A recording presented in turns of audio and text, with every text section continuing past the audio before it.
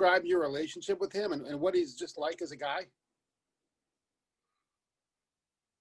Yeah, I mean, I think when you first meet Chris, he's kind of a introvert. He doesn't really talk much, but I think the more time you spend around him, the more he opens up. And I mean, Chris is a humble guy. He's a hard worker. I mean, he loves the game of football. So he's just a great overall person, and he's one of our leaders on the team, and he's just a hard worker and a great person overall.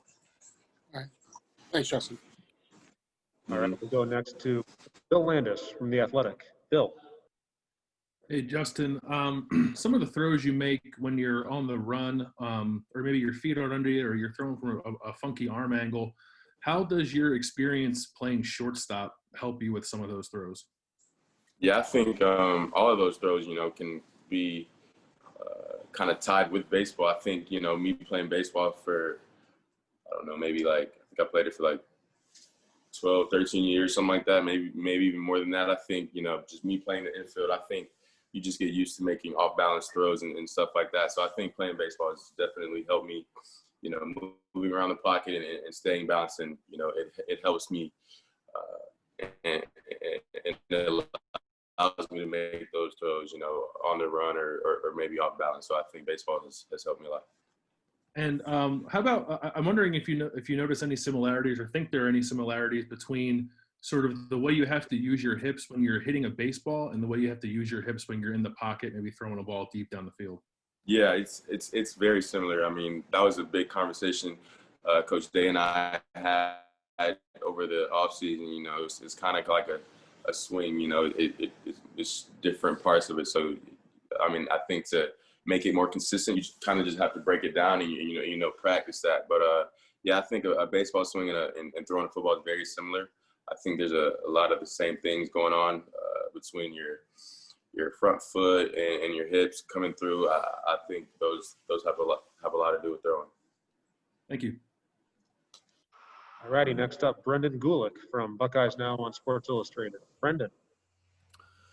Hey, Justin, a couple things. First of all, let's maybe build off Bill's question a little bit there on baseball. Coach Day's talked a bunch about your mechanics at times and had referenced how the athleticism involved in other sports like baseball, like golf, like basketball translates to kind of what you're doing in the pocket.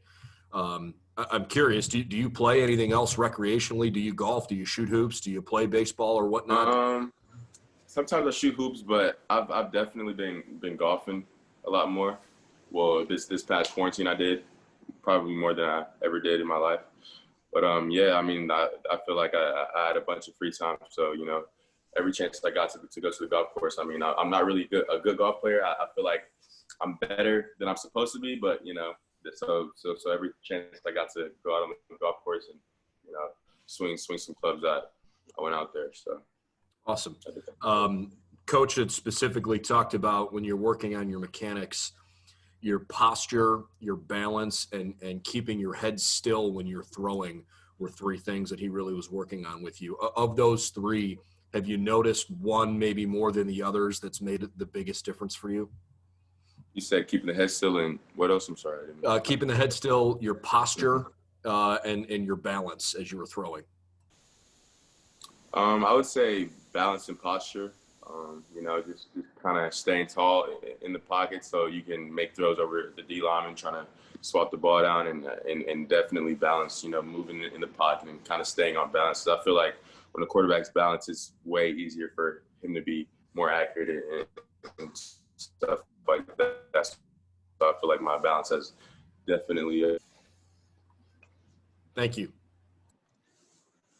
All right, we'll go next to Tim May from Letterman Row. Tim. Thank you, Mike. Justin, I'm just wondering, is when you go into a game, how many plays in this offense do you have in your head that you have to know, et cetera, from game to game? And is the catalog you're dealing with impressive in your mind?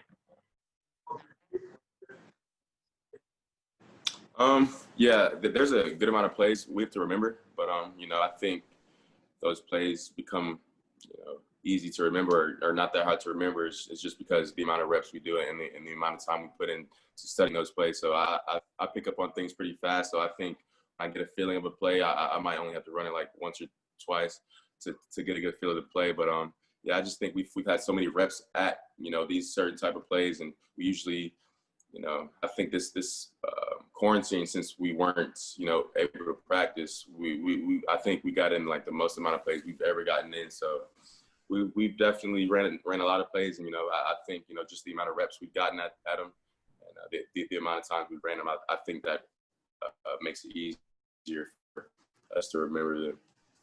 Yeah, I guess my point is, do you feel like no matter what a defense throws at you guys, y'all have an answer? Maybe it's the next play, maybe it's the next series, but y'all have an answer for it? Yeah, I think so. I mean, that Coach Day's been doing this for a long time. So, of course, he knows a lot about the game of football. So I think, he's an answer for about everything. Thanks, man. All right, we'll go next. Dan Hope from 11 Warriors. Dan. Hey, Justin, I know that you said before the season that winning the Heisman was one of your goals, and now people are starting to talk about you as a Heisman frontrunner. Do you pay attention to that at all? Of course, I see it, on social media, but at the end of the day, it's like if I don't continue what I'm doing, even this week or next week, all those talks and all that, that's a moot point. So I'm not really focused on that. I'm just focused on, just staying consistent and, keeping the same routine and just, going out there and doing my best each and every play. So, yeah. How do you manage kind of having those individual goals in the back of your mind while, still keeping the team goals front and center? I think you just have to prioritize, what goals are more important to you. But I think, our team goals are, first on my list because, I think people look at that, at a different level. I think there's things with team goals and things you can accomplish as a team, factors that's hard to, do it by numbers. For example, like leadership and stuff like that. I think, you can't put that on a piece of paper and rate that. So I think, team goals and accomplishing those and winning games, of course, I think people look at that, differently. So, yeah. Thanks, Justin. All right, we'll go next to Joey Kaufman from the Columbus Dispatch. Joey. Justin, Garrett's had a really good stretch to start this season with 100-plus receiving yards. What's the best thing about throwing to him? I think his, body language is very easy for me to read. As I've said, we've gotten a lot of time to work with each other. So I think, just me throwing to him X amount of times have definitely get our chemistry on the same page. And, he's a great athlete, great receiver, has great hands, can track the ball well, can really jump out the gym. So, I mean, he's an all-around athlete and a great player. So, I mean, it's easy throwing him. How much do you think his start this season is due to him playing or moving into the slot, or is it just due to the fact that he's an older, more experienced guy that you've been able to rep with? I feel like he's just kind of gotten a hold of the offense more, to be honest, from last season. Of course, he was a freshman last year, so it was kind of tough for him at first. But I think he's really matured from last season to this season in everything, really, in the weight room, on the practice field, in the film room. I think he's done a great job maturing, and yeah, I think that's a big part in his success. I don't think it's necessarily him being in the slot or the outside, because I think he would be making the same amount of plays. But yeah, I think the biggest thing in him has been maturity and just wanting to get better and learn and grow. We'll go next to Tony Gerdeman, Buckeye Scoop. Tony. Justin, you mentioned your lack of incompletions, and we know what Ryan Day had to say last year about some of your throwaways being his favorite throws. How much are you thinking about your completion percentage during the games, and does it affect you, like, maybe I don't want to throw this one away because I don't want to drop from 86% to 85%? No, not really. I don't think about it in the game.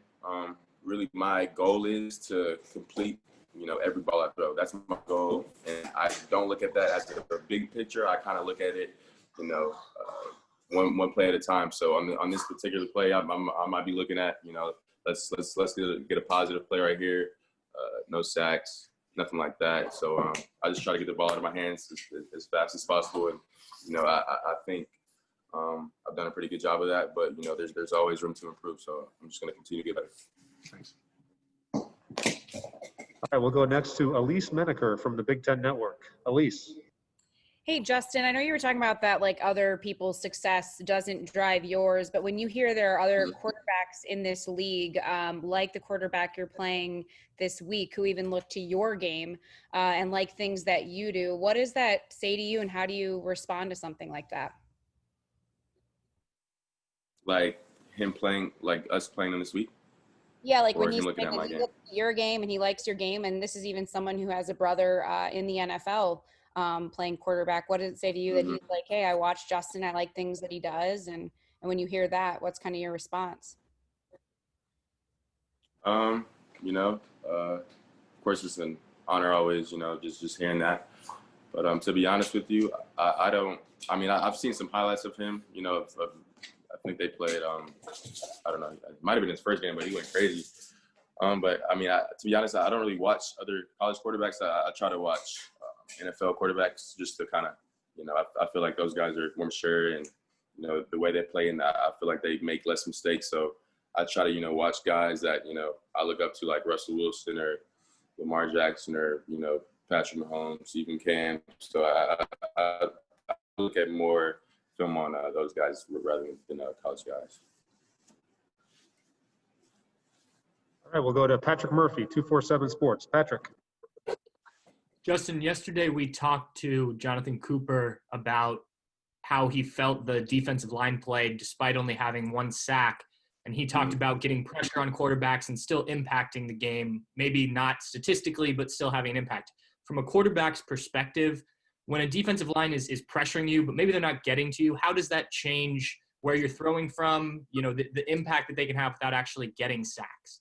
Yeah, that definitely has a big impact on the quarterback. I think pressure can throw off the timing with the quarterback and the receivers. So I think that's a big part. And it also allows the DBs to, he might have slipped or something like that. Or, say if it's a curl route and the quarterback has to move in the pocket, that throws off the timing. So I think the D-line definitely has a lot to do with the success of the passing game and the secondary. So I think, those just work as, just kind of one big thing. All right, got time for two more. We'll go to Spencer Holbrook first, and then Stephen Means. Spencer. Justin, how hard is it to not throw to Garrett and Chris every play just because they seem so open? Do you try and spread the ball around a little more throughout the game, or do you just take what the defense is giving you? Yeah, it doesn't really matter who I throw to. Of course, those guys are very talented, but I feel like, we have other talented players at receiver, at tight end, and at running back. So I think I just, just go through the reads, and, if my guy's open, then he's open, and if he drops it, that's on there. I just do my job to the best of my ability, and just try to help my team win in every possible way. And then if I can sneak in real quick, when you throw that ball over the middle to Julian on Saturday, and it hits him in the hands and he drops it, you're now a captain, and he's just a freshman. You showed some confidence to try and hit him over the middle. What do you say to him on a ball like that can kind of uplift him after I'm sure he probably wasn't feeling it? Of course, he knows he messed up, but I think the biggest part in that is just, forgetting that play and moving on to the next play. So I'm still going to continue to throw the ball his way because I trust Julian. I see him in practice every single day making plays. So I know that one ball won't affect him. And, I think he was pretty open, and he might have scored a touchdown on that. But, the ball's going to continue going his way. And, he's a great receiver, so he's a great person too. Thank you. And last question to Stephen Means, Cleveland.com. Stephen. Hey, Justin, this is a totally different set of questions, but just given the time we're in and what you see going around the world right now, what's your average day like for just for Justin Fields, not necessarily for the team, just for you? I feel like it's pretty not too bad, to be honest with you. So today, I'll just give you an example of kind of a rundown of my day. But today I had lifting at 8, and then I had a massage after. I got some treatment, and then ate breakfast. I came back here, and I just been watching a little bit of film, and I'm on here with you guys. But after I get done with this, I'll probably watch a little bit more film and then take a nap before practice. We have meetings at 2:30, and then we don't get done until about maybe 6:30 or 7 o'clock. So it's not too bad. I think, you know, being in a routine, I think everybody gets used to it. So it goes by pretty quickly. So how often do you leave your house and the location isn't the Woody Athletic Center or to walk Uno? I don't really go anywhere. Like, the only place I go is the Woody in my house, and I might go to the grocery store when I need to. But other than that, I really just go here back to the Woody. So it's a good thing. So because I haven't been spending a lot of gas money lately, so it's good for sure. And how much of that is, I mean, that's just how you are. You're kind of to yourself. This is just what your routine. Yeah. But then also, given what we're in, and you see other guys who are just as important to their teams, you know, catching COVID, you want to make sure you do everything you can to make sure you're not that same story. Yeah, and yeah, I'm also a guy that really doesn't like that much attention. I really like to be low key and just you know just be a normal guy at the end of the day. So Uno, but yeah, sorry. Speaking of All Uno, right, Justin. Thank you very much for your time today. Appreciate it, and have a good afternoon. Thanks.